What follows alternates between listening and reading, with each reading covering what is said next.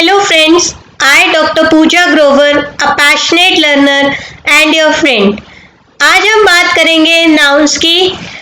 उसमें हम बात करेंगे उन ट्रिक्स की जिनको यूज करके हम नाउन रिलेटेड क्वेश्चंस को बड़ी आसानी से कर सकते हैं किसी भी कॉम्पिटिटिव एग्जाम में। अब अगर आपको मेरा वीडियो अच्छा लगे तो प्लीज मेरे चैनल को लाइक और सब्सक्राइब जरूर कीजिएगा। ट्रिक्स को डिस्कस करने से पहले हम एक बार रिवाइज कर लेते हैं कि नाउन्स एक्चुअली होते क्या है। नाउन होता है name of any person, place, animal, thing, emotion, जैसे राम, श्याम, दिल्ली, बॉम्बे, बुक एक्सेट्रा। अब नाउन्स को ब्रॉडली दो कैटेगरीज में डिवाइड किया गया है, countable and uncountable nouns, abstract और कॉन्क्रीट नाउन्स। काउंटेबल नाउन्स क्या होते हैं? ये सिंगुलर और प्लूरल दोनों हो सकते हैं और ये उन चीजों को डिपिक्ट करते हैं जिनको हम काउंट कर सकते हैं या जिनकी क्वांटिटी होती है। For example pen. अगर मैं पेन बोलती हूँ तो इसका मतलब है मैं एक पेन की बात कर रही हूँ, लेकिन अगर मैं 5 पेन्स बोलती हूँ तो इसका मतलब है कि मैं एक से ज्यादा पेन्स की बात कर रही हूँ। दैट मीन्स इनको काउंट किया जा सकता है। इसके और एग्जाम्पल्स हो सकते हैं book, bag, box etcetera. Uncountable वो नाउन्स होते हैं जिनको काउंट नहीं किया जा सकता और ये हमेशा सिंगुलर फॉर्म में रहते हैं, जैसे कि वाटर और मिल्क। नेक्स्ट है एब्स्ट्रैक्ट नाउन। एब्स्ट्रैक्ट नाउन वो होते हैं जिनको सिर्फ फील किया जाता है और उनको ना ही टच किया जा सकता है ना ही देखा जा सकता है। तो मोस्टली हमारी फीलिंग्स जैसे पॉवर्टी है, चाइल्डहुड है, ब्रेवरी है, ये सब हमारे एब्स्ट्रैक्ट नाउन्स हैं। कॉन्क्रीट नाउन्स वो होते हैं जिनको टच भी किया जा सकता है, फील भी किया जा सकता है और देखा भी जा सकता है, जैसे कि हम सीमेंट है, ब्रिक है, एयर है, बुक है, ये सब हमारे इसी कैटेगरी में आते हैं। नेक्स्ट, नाउन्स को 5 टाइप्स में डिवाइड किया गया है। पहला है प्रॉपर नाउन, जो कि नाम है पर्टिकुलर प्लेस, पर्सन या थिंग का। अगर मैं बोलूं शीला तो Sheela is a name of a particular girl, तो वो एक प्रॉपर नाउन है। Pune, Pune is the name of a proper city, तो it is a proper noun. Common noun होता है जनरल नेम जो हम देते हैं किसी भी पर्सन, प्लेस या ऑब्जेक्ट को, जैसे कि park, girls, country, student etcetera. मैंने कहा शास्त्री पार्क तो it will become proper noun, लेकिन अगर मैं बोलती हूँ पार्क तो it will be a common noun. Collective noun होते हैं नेम ऑफ ए कलेक्शन और ए ग्रुप ऑफ पर्सन, एनिमल्स और थिंग्स जो एज अ यूनिट काम करते हैं, जैसे कि टीम, एक से ज्यादा लोग एज ए यूनिट काम करते हैं, army, audience, jury etcetera. Next abstract noun, जैसे पीछे बताया, जिनको ना ही टच किया जा सकता है ना ही देखा जा सकता है। फ्रेंडशिप इसका एग्जाम्पल है, honesty, love, teenager etcetera. Material noun क्या होते हैं? ये वो नाउन्स होते हैं जिनसे और चीजें बनती हैं या फिर जिनसे हम और मटेरियल्स या और ऑब्जेक्ट्स को बनाते हैं, जैसे कि वाटर, आयरन, स्टील एक्सेट्रा। अब बात करते हैं उन ट्रिक्स या रूल्स की जो हमें अपने पेपर्स में अप्लाई करने हैं। रूल नंबर 1 ये कहता है कि किसी भी वर्ड को प्लूरल में बदला जा सकता है या किसी भी नाउन को प्लूरल में बदला जा सकता है एस लगा के। Cup, cups, button, buttons.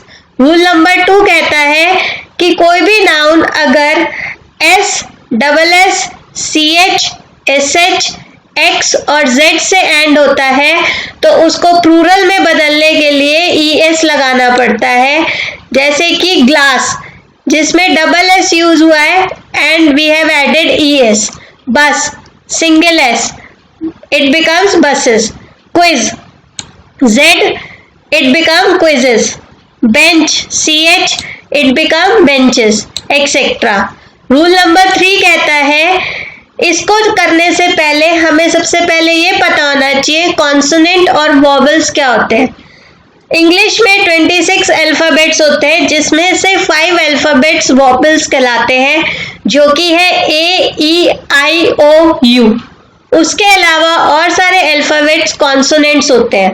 तो अगर वाई लेटर जो है उससे पहले कोई भी कॉन्सोनेंट आता है तो उस वर्ड को प्लूरल बनाने के लिए हमें IES लगाना पड़ता है, जैसे लिली, लिलीज। यहाँ पे वाई से पहले एल आया है। Duty, duties.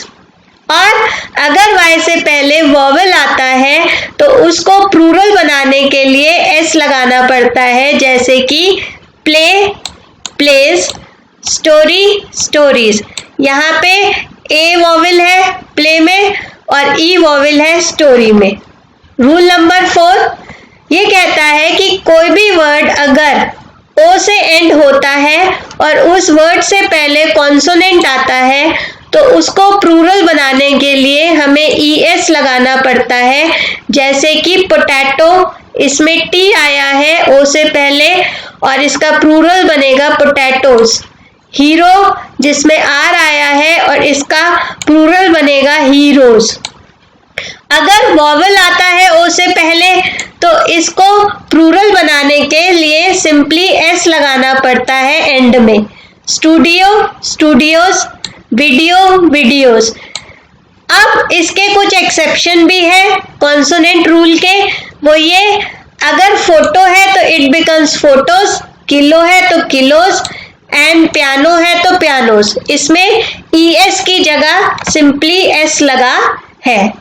रूल नंबर 5 कहता है कि कुछ कॉमन नाउन्स जो है वो प्लूरल बनते वक्त इरेगुलर हो जाते हैं, जैसे child, children, person, people, foot, feet, tooth, teeth. Rule number 6 बोलता है कि कुछ सिंगुलर और प्लूरल नाउन सेम ही रहते हैं चाहे उन्हें किसी भी फॉर्म में यूज कर लिया जाए, like million, billion, thousand, 100, dozen, pair, score, etcetera. Example, I have bought 10 dozen pens. यहाँ पे एक से ज्यादा क्वांटिटी की बात हो रही है, लेकिन फिर भी डजन जो है वो अपने सिंगुलर फॉर्म में ही यूज हुआ है। लेकिन इसका एक्सेप्शन एक और है कि अगर डजन और स्कोर से पहले सेवरल लगा हो, मैनी लगे हो, ए फ्यू लगा हो, एनी अदर लगा हो, तो फिर इसका प्लूरल फॉर्म यूज होगा। Example, Sheela got a few dozens of pens and scores of eggs। यहाँ पे a few यूज हुआ है, इसीलिए डजन और स्कोर के बाद s ऐड हुआ है according to the exception rule. Rule number 7 कहता है कि जो भी डिजीज के नाम होते हैं या गेम्स के नाम होते हैं वो हमेशा सिंगुलर नाउन ही रहते हैं, चाहे बोलते वक्त वो प्लूरल नजर आए, like rabies, rickets, diabetes, bowls, darts, etcetera. Billiards is played by women. Billiards जो है एक गेम का नाम है, इसीलिए वो प्लूरल होते हुए भी सिंगुलर एक्ट कर रहा है। मीजल्स डिजीज का नाम है तो it is singular. Rule number 8 कहता है कि कुछ वर्ड्स या कुछ नाउन्स ऐसे होते हैं जिनके 2 मीनिंग होते हैं, वो काउंटेबल भी हो सकता है, अनकाउंटेबल भी हो सकता है, डिपेंडिंग अपॉन द कंडीशन कि वो कैसे यूज हुआ है। She had only few coppers in her purse। Coppers word का मतलब है कॉइन्स का, कॉइन से, तो यहाँ पे ये काउंटेबल फॉर्म में यूज हुआ है। Copper is a good conductor of heat and electricity. यहाँ पे copper as a metal use हुआ है, इसीलिए ये अनकाउंटेबल है। रूल नंबर 9 कहता है कि अनकाउंटेबल नाउन्स जो हैं वो एस से एंड होते हैं, लेकिन कई बार वो प्लूरल दिखते हैं, एक्चुअली में वो होते सिंगुलर है।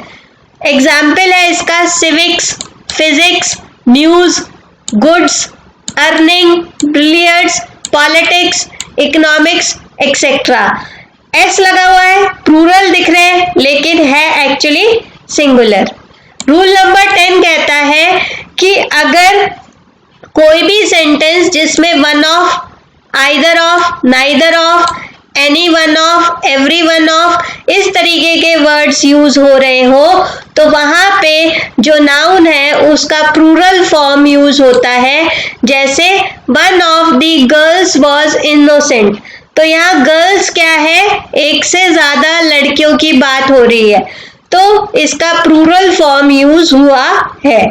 रूल नंबर 11 कहता है कि कुछ नाउन्स जो हैं वो हमेशा सिंगुलर फॉर्म में यूज होते हैं और वो सिंगुलर अनकाउंटेबल नाउन्स कहलाते हैं, जिनको काउंट नहीं किया जा सकता और उनके आगे कभी भी ए या एन इनमें से कोई भी आर्टिकल यूज नहीं होता।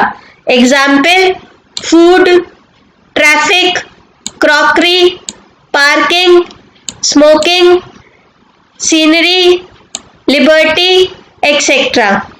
इस सेंटेंस में कहा गया है he saw beautiful scenery in Malaysia, तो ना ही सीनरी के आगे ए एन लगा है और ये सिंगुलर अनकाउंटेबल नाउन है। रूल नंबर 12 कहता है कि कुछ नाउन्स हमेशा प्लूरल फॉर्म में यूज होते हैं। Congratulations, belongings, stairs, surroundings etcetera. Rule number 13 कह रहा है कि कुछ नाउन्स के दो पार्ट्स होते हैं या फिर वो डिनोट करते हैं टू पार्ट्स को, हमेशा वो पेयर ऑफ थिंग्स में ही यूज किए जाते हैं। जैसे सिजर्स, पैंट्स, स्पेक्टिकल्स, जीन्स, ये पेयर ऑफ कहलाएगा, सिंगल नहीं कहलाएगा, इसके हमेशा टू पार्ट्स रहेंगे।